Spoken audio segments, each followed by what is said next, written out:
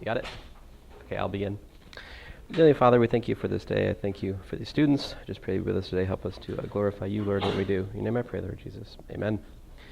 Okay, so I'm going to start over here just with a word about, so I don't know how many of you watched yesterday and saw the, well, I mean, I don't assume you're watching the other section, but basically I got really confused about how to reverse engineer the formula. So I'll just talk about it with you guys. If I have Sn, let me try to invite you to my madness. Sn minus 1, right? You can show, assuming that this is what? Like some, say k, and that's the thing, is where should we start it? Well, let's say k equals to m to n of a sub k minus the sum k equals to, and just, I'm giving it the starting point m, just to, for just discussion's sake here, a sub k. Well, what happens, of course, is that everything cancels except for the what? The a sub n, right? Yeah. And so this gives us this like kind of cool formula: a sub n is equal to s sub n minus s sub n minus 1, which in principle allows you to ask kind of reverse questions, right? But the thing I should have been more careful about yesterday in the other section is noticing that this is for what n? This is for n. Right, and that means n minus 1 greater than or equal to m. In other words, this has to make sense. So that only makes sense if it's at least as big as the lower, the starting point for the series. And so this we can reformulate as n greater than or equal to m plus 1, or if you like, n is equal to m plus 1, m plus 2, and so forth and so on, forever and ever. So I failed to focus on that last time. So so what I did then is I made the kind of a reverse question. We've done a lot of questions where we've analyzed a fair number of situations where I'm like, here's a typical term in the series, right? Let's analyze its convergence or divergence or figure out what it looks like.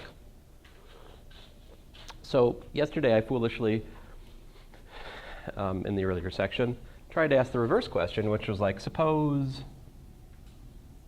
Sn was equal to n squared plus 7, right? I was like, if that was the nth partial sum, then what does the series look? What does the term, the a sub k, look like then? What's the kth term in this series? And I thought I could just do it because I've got this formula, right? I've got a sub n is equal to s sub n minus s sub n minus 1, right?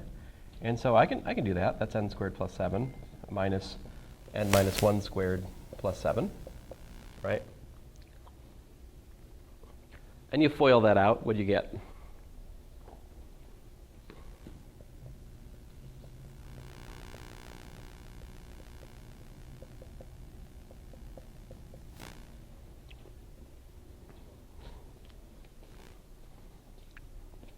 Yeah, most things cancel, right? You're just left with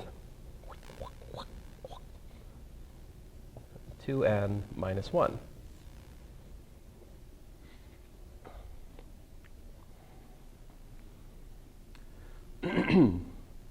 So then I'm like, oh, okay. But then for what n? That's the thing I didn't pay enough attention to yesterday in the earlier section. So what we have then is we got something like this. We have n squared plus 7 is equal to a sum k equals to m to n of, let's say, a sub k. Now the thing is I can't write 2k minus 1 there because it's not true in all cases.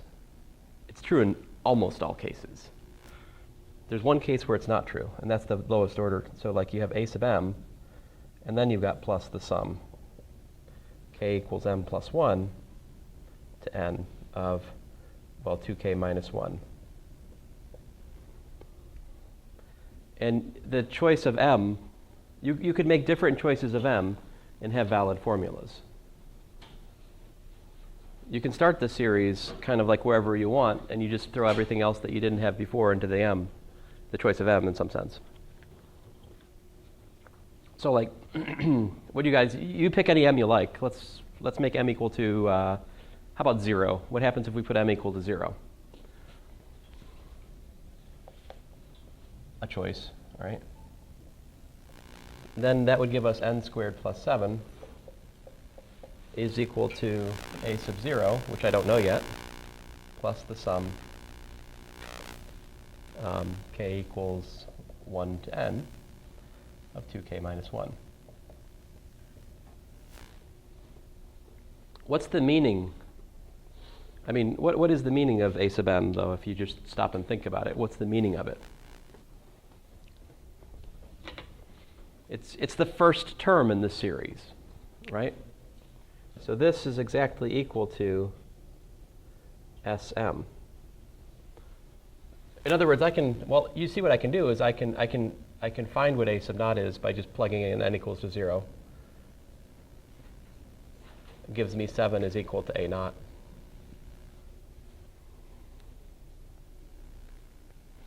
And so therefore, I have the following formula. N squared plus 7 is equal to 7 plus the sum k equals 1 to n of 2k minus 1.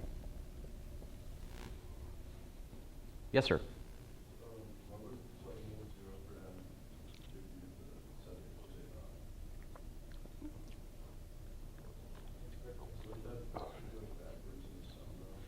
Well, forget about this. Just go back to the definition. The sum, right, k equals to 0 to 0 of a sub k is equal to a sub naught, right?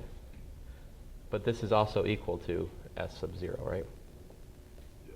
So it's not really evaluating up here. I mean, you could think of it as evaluating up here with the understanding that if this is before that, it's automatically 0. You could make a convention. Okay, so it's equal or before?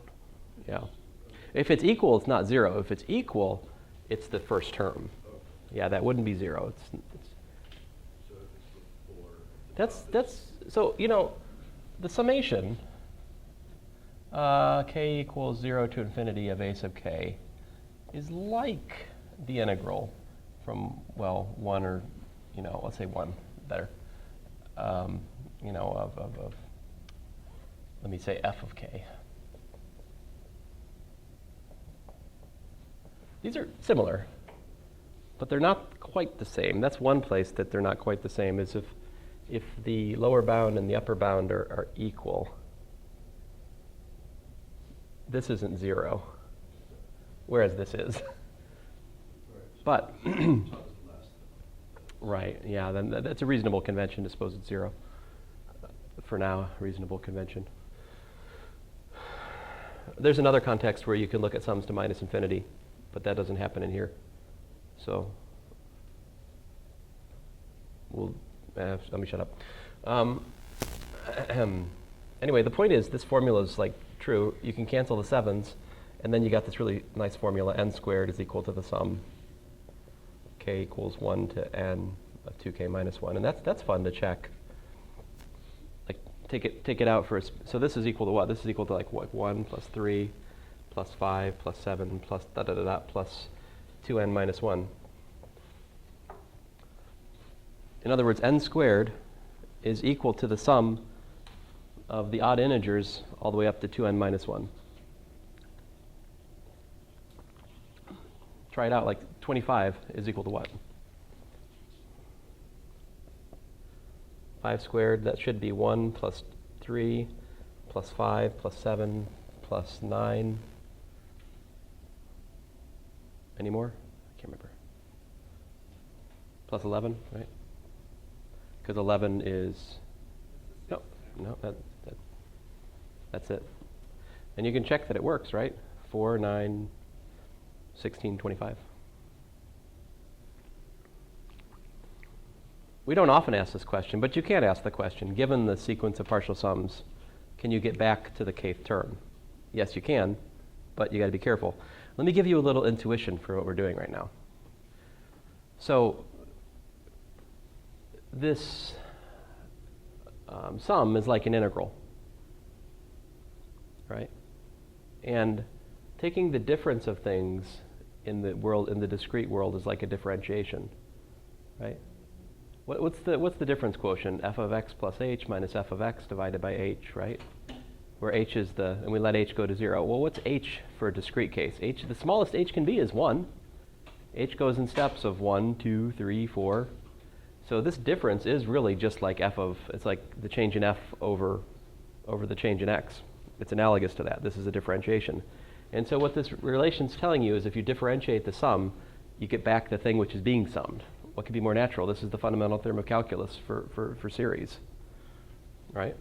And what this difficulty I'm facing is basically the fact that if you differentiate something, you lose constants.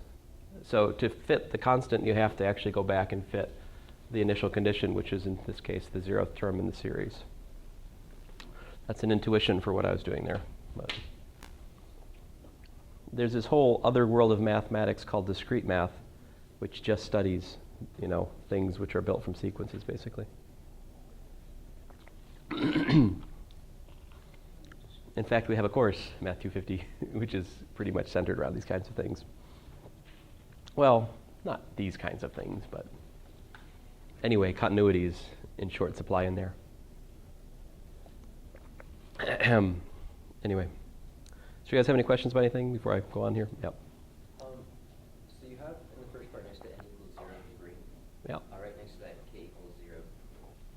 But the rest you have k. I understand that's a little bit like an example on the side. But you have k equals 1.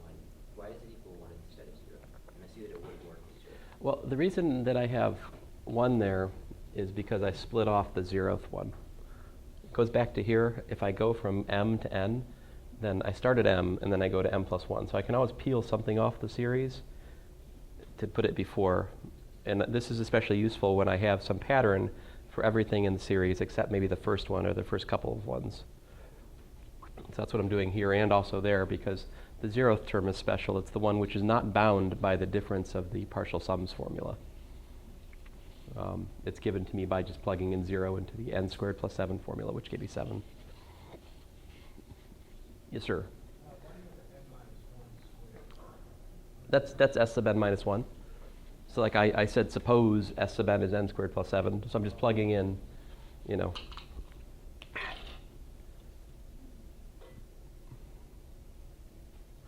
like that. Yes, sir. Oh, that was a stretch. I hope this doesn't seem like a stretch to you. Yes? No, I was checking. You're also stretching. Well, you guys are ready for a break, aren't you? I know I am. Yeah, grounds. All right. Life's little victories, right? So let us talk about the integral test. Here it is. Integral test. If f is continuous, positive, and decreasing from 1 to infinity. And so, yes, this matters. You must pay attention to these words. When you're applying the integral test, if you would like full credit, you must at least say f is continuous, positive, and decreasing. And if it's obvious, I'll be happy with that. If it requires further proof, well, then you better give me some evidence. Okay? We'll get back to that. But that's the precondition. F continuous, positive, and decreasing. Then the sum, k equals 1 to infinity of fk, converges if and only if the improper integral from 1 to infinity of f of x dx converges. Oh, this is cool, because this means that I can trade a series problem for an integration problem. And integration, at the moment, seems like a lot more fun, doesn't it? That's how I felt when I was first doing this course. I'm like, this test is awesome. I already know how to do this. I can always just do that. Well, not exactly. But it's helpful. All right, so first of all, I have to tell you a story which goes back to the last homework that you didn't do. Number 69 of homework 6. I'm assuming you didn't do it. What? Oh, you did it? I gave you a hint. I don't think the hint was helpful. This is the hint I should have given you. If you study, so problem 69 in homework 6 was to prove this equivalence, that if you look at the area function from 1 to n over f of x, all right, the integral from 1 to n of f of x dx, if this converges to L as n goes to infinity, that's true if and only if the improper integral from 1 to infinity of f of x dx is equal to L. So you have this interchange between improper integrals converging and this very particular kind of sequence converging, this sequence of area integrals, all right? And this, the preconditions here was, again, continuous, positive, and decreasing, all right? Same song and dance. So here's how that was proved, because I know you guys didn't do the homework problem. I want to walk you through how we could have done it. Basically, it all revolves around this splendid inequality that a sub n is less than or equal to this integral is less than or equal to that. Here, a sub n is defined to be the integral from 1 to n of f of x dx. Okay, guys? Now let me erase this and do it again, because you won't be able to understand until I do it again. You got to see it done real time. So if we have a continuous positive decreasing function, its graph looks something like this, right? Now, you can look at, and here's 1. Here's, let's say, n. Let's say this is n plus 1, okay?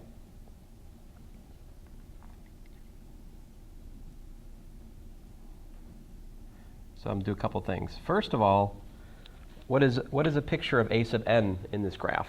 Well, a sub n is rather easy to picture. A sub n is the integral from 1 to n of f of x dx. By the way, the black line is, this is y equals f of x, right?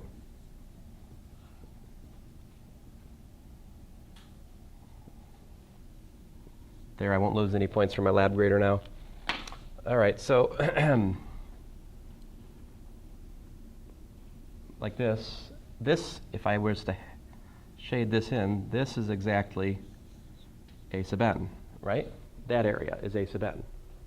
What's a sub n plus 1? Well, a sub n plus 1 is the area from 1 all the way over to here, right? So if I was to, like that, this will be a sub n plus 1, the whole area, right? Obviously, a sub n plus 1 is larger than a sub n, right? This is an increasing sequence, for one thing. We can see that. That's geometrically obvious, right? And this inequality holds for when? This inequality holds for n less than or equal to t less than or equal to n plus 1. Where's t in this picture? Well, t is somewhere between n plus 1 and n, possibly including those points. But if you were to graph that, well, that's like, I could use some, give it some blue chicken pox here. The camera probably won't capture this worth anything, but oh well. You see it. Maybe you see it. I should add binoculars to the required course list. I should do that. Maybe if I go to Party City, I can get a bunch of them for pretty cheap, right? What's that?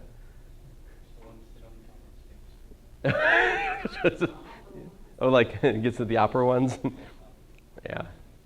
I have to watch for you guys using those on tests. Let's see here. So you're like, sorry. Anyway, once you draw this picture, isn't this obvious? See, because that area is between these two. Once you know this inequality, it's a simple matter to prove the assertion of problem 69. Let me show you how. If this sequence, right, which is a sub n, by the way, if this sequence converges to L, it's a convergent sequence. It's a convergent sequence of positive terms, right? Consequently, it is bounded, right? But if this sequence is bounded, what's that say? That says that this integral is bounded. But that integral is a function of t, which is bounded above and is increasing. Therefore, as t goes to infinity, it converges, which is to say that the improper integral converges. Do you guys follow that?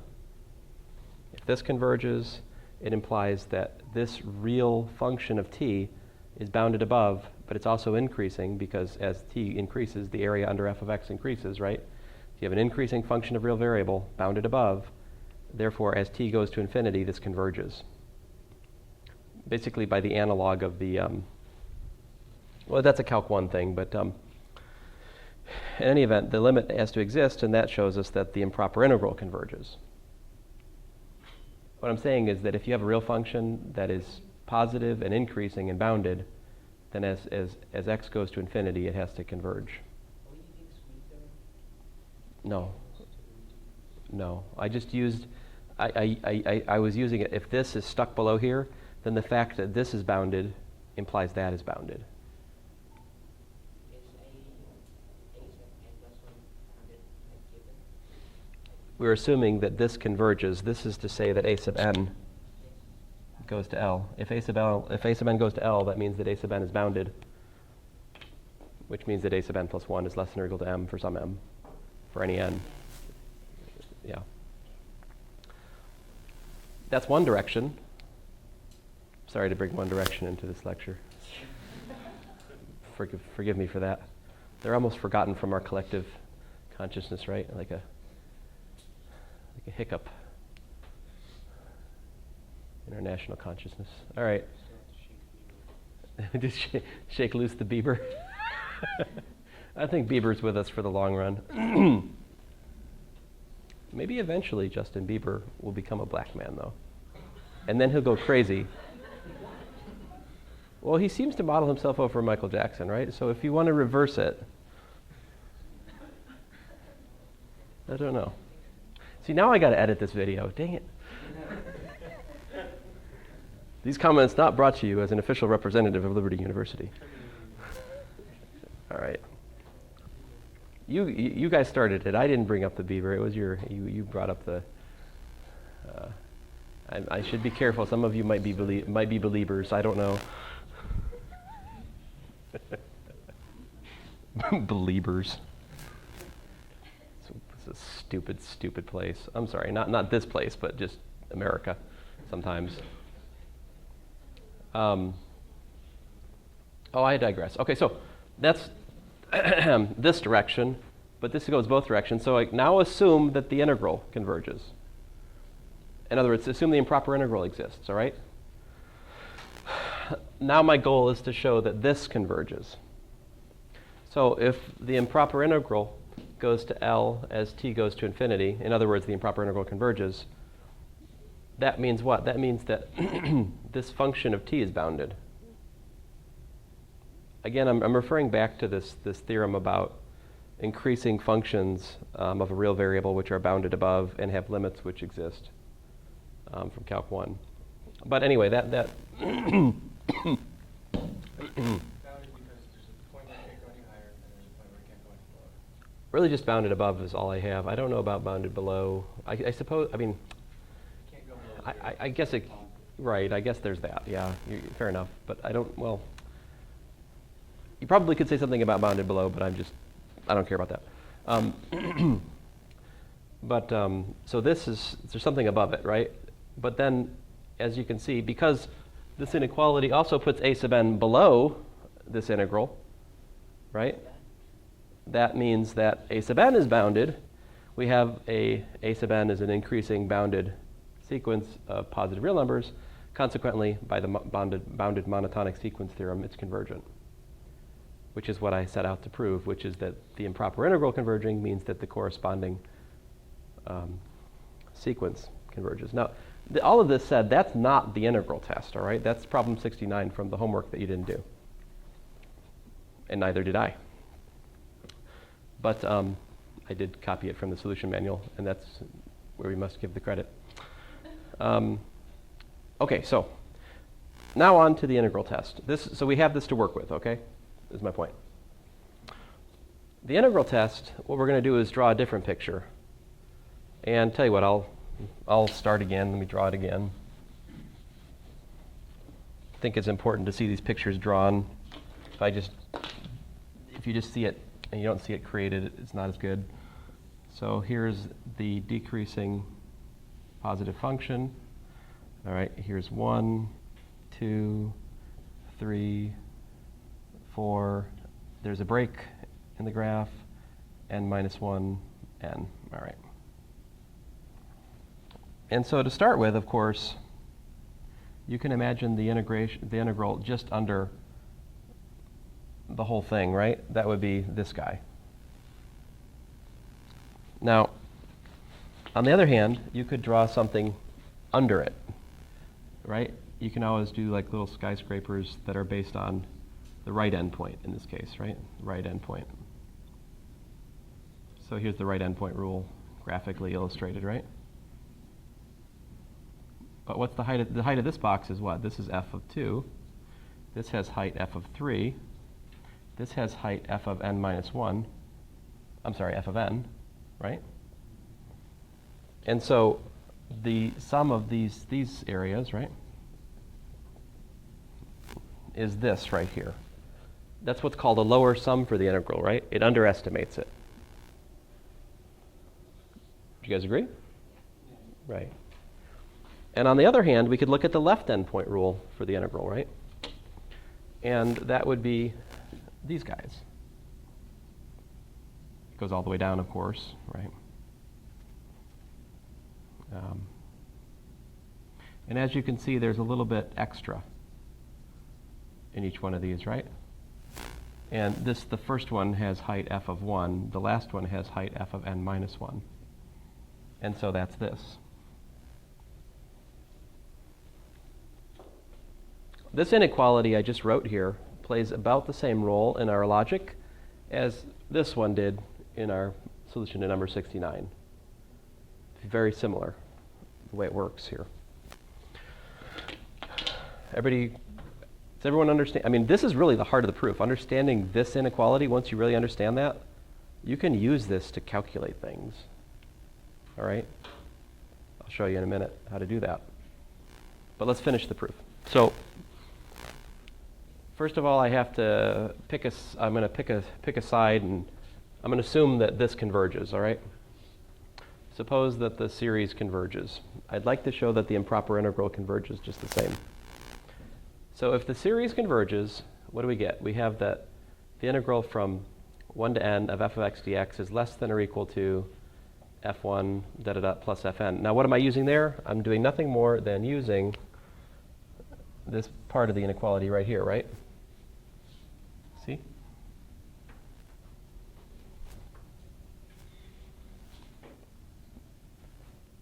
But what is this? This right here is the n minus 1th partial sum of the series, right? So that converges.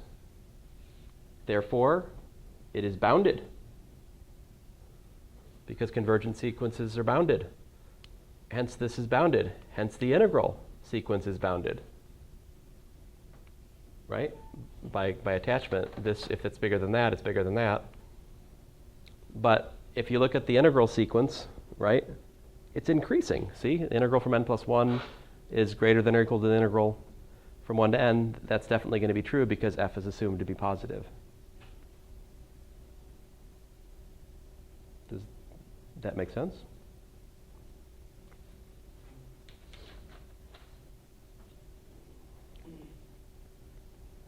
So to recap, what we have then is we have that the integral sequence, integral from 1 to n, of f of x dx, we have an increasing sequence which is bounded above.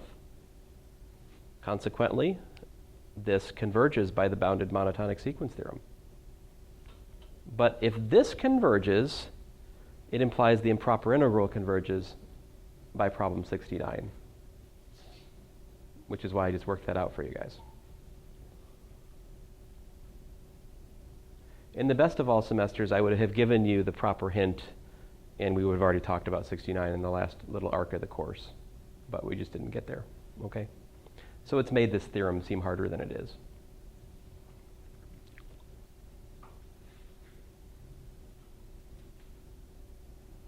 I mean, honestly, guys, sometimes if I'm being less rigorous in here, I'll pretty much just draw this picture, write this inequality, and say, well, it's obvious from there. And that's not too far off. But the other details I'm trying to be careful about with you guys, so here they are. Now, how about the other direction? What if you assume that the improper integral converges? That's what we usually use. Well, if the improper integral converges, by 69, this sequence converges, right? Hence, the integral from 1 to n of f of x dx is a bounded sequence. And we also have that f of 2 plus f of 3 plus da da da plus f of n is less than or equal to that sequence. So I'm using this dotted line now, right? Eh.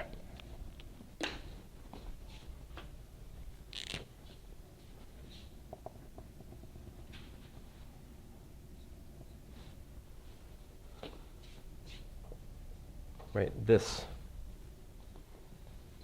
again, over here. So what do we have? Then we have this, the partial sum from 2 to n is bounded, but it's increasing. It's an increasing bounded sequence of partial sums. Hence, that converges, right? I mean, this right here is a bounded increasing sequence. So by the bounded monotonic sequence theorem, which I guess by now you're tired of me talking about, it converges. But what does that mean? I mean, if you have everything, you got the sum from 2 to infinity is a finite thing. Surely if you just add one more thing to it, it doesn't break the back of it, right? I mean, you can add another term, it's still convergent. And that's what we need. And there you go, that's the integral test. More specific, can you say that converges to 1 at 1? We definitely could say things like that from here, right? Did we actually get that? Oh yeah, equals L, right? Yeah.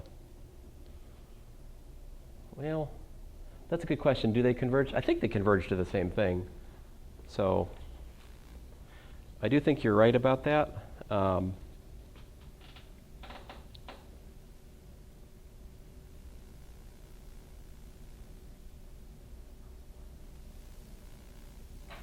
Yeah, I think what you're trying to get at is, in some sense, we could imagine taking the limit as n goes to infinity of this inequality, and it would give us what? It would give us the sum k equals 2 to infinity, right? Of f of k is less than, and you got to use this with some grain of salt what this means, right? Because at least half of this is nonsense. Well, at least a third of this is nonsense. Well, I guess it depends on how you look at it. I don't know. This is a dangerous expression I'm writing right now, okay?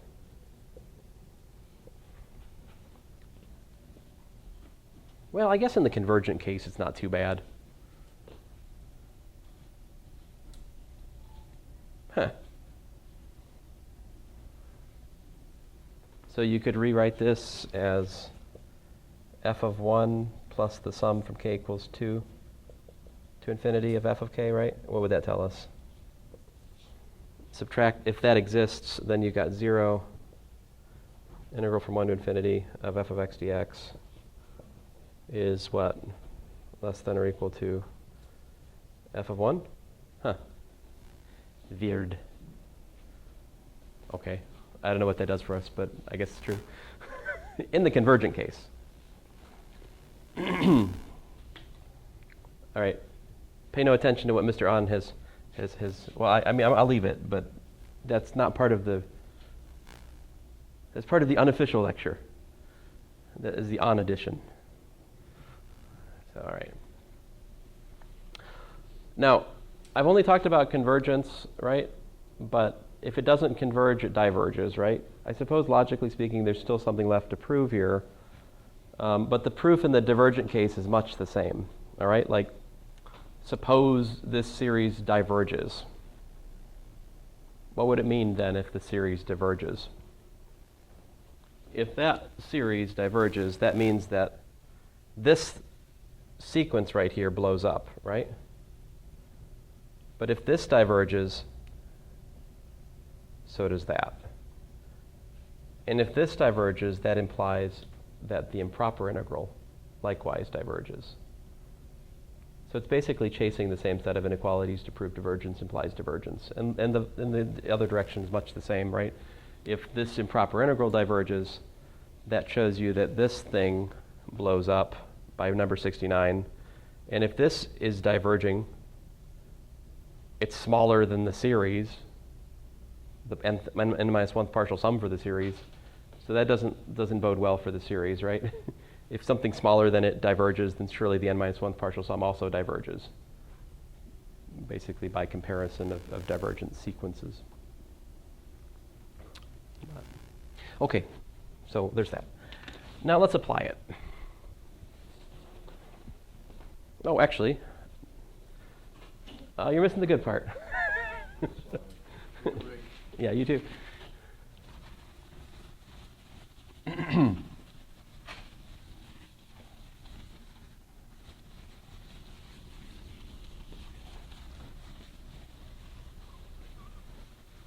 Let us look at the harmonic series, example 1.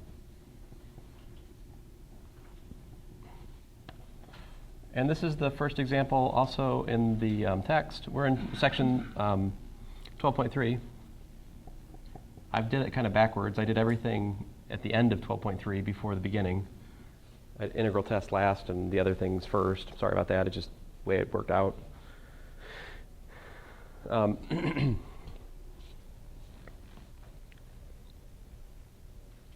So the harmonic series is this. It says the sum k equals 1 to infinity of 1 over k, which is, by the way, 1 plus a half plus a third plus a fourth plus dot dot dot, diverges.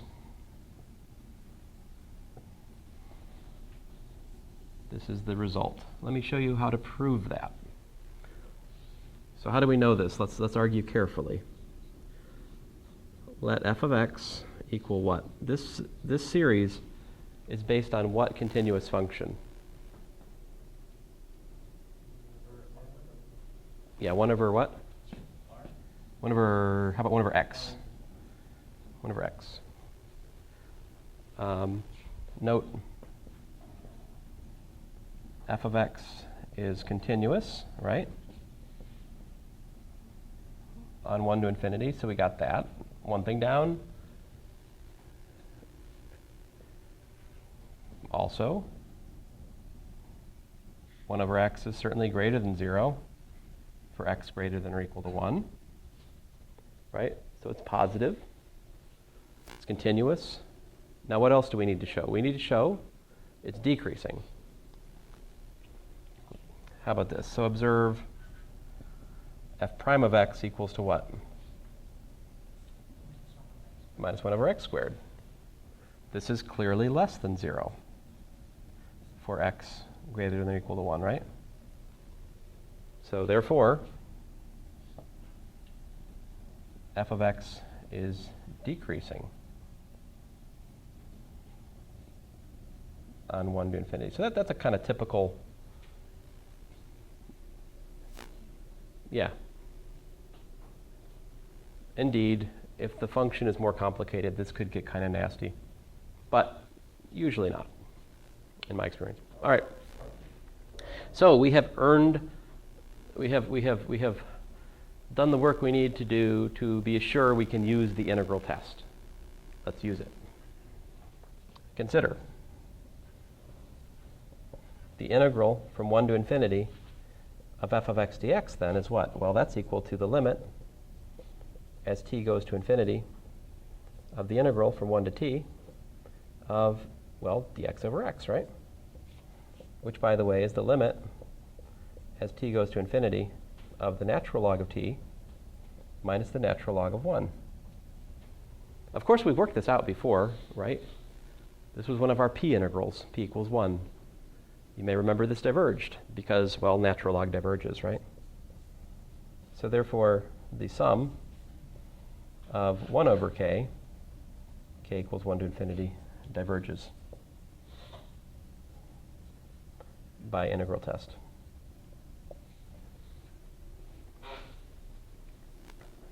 And there you have it.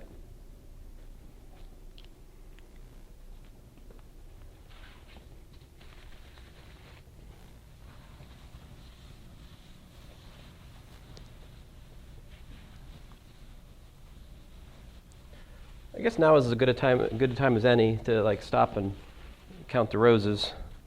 So let's do that. Let's see here. So we have the integral from 1 to n of dx over x, right, is less than or equal to the summation k equals to 1 to n minus 1 of 1 over k, right? That's the thing I'm about to erase. That's exactly just this guy right here we talked about before, right? Now, in detail, this integral is just natural log of n. Natural log of n is less than or equal to 1 plus 1/2 plus 1/3 plus 1/4 plus, well, you see where we're going, 1 over n minus 1. So I thought it would be fun to just think about, you know, this is a divergent series, right? That means it goes off to infinity, right? Like wild. It's divergent, you know? So how's that, what's that look like here?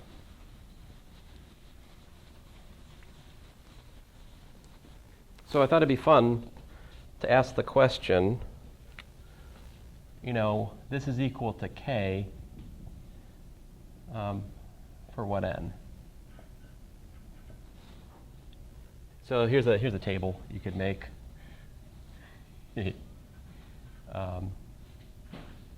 Here's k, here's the needed n. Right? So, because, I mean, if you have k equals, basically, I'm saying k is approximately equal to natural log of n, right? So basically, you're looking for e to the k equals to n is what you're doing, right?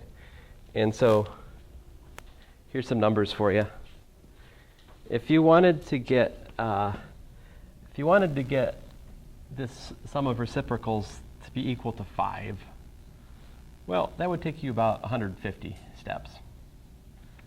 So if you do like 1 plus 1/2 plus 1/3 plus 1/4 plus 1/5 plus 1/6 plus plus about 1 over 150, that would get you to just about 5. Okay? If you want to get this sum all the way up to 10, okay, you're looking at about 22,000. The sum of 22,000 reciprocals. If you want to get the partial sums up to, oh, I don't know, 20. 20, well, there you're looking at about 500 million. 500 million reciprocals added together. 1 plus 1/2 plus 1/3 plus 1/4 plus plus 1 over 500 million. That gets you to just about 20.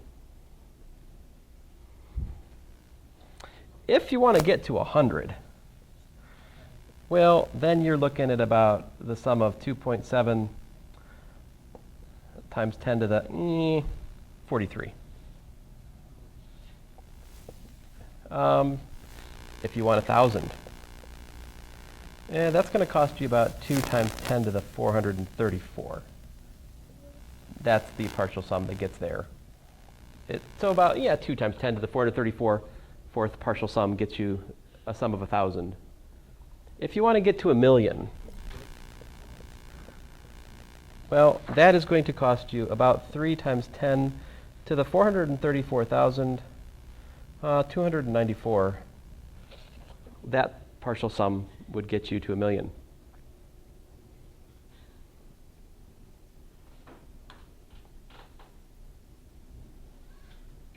This thing grows really, really slow.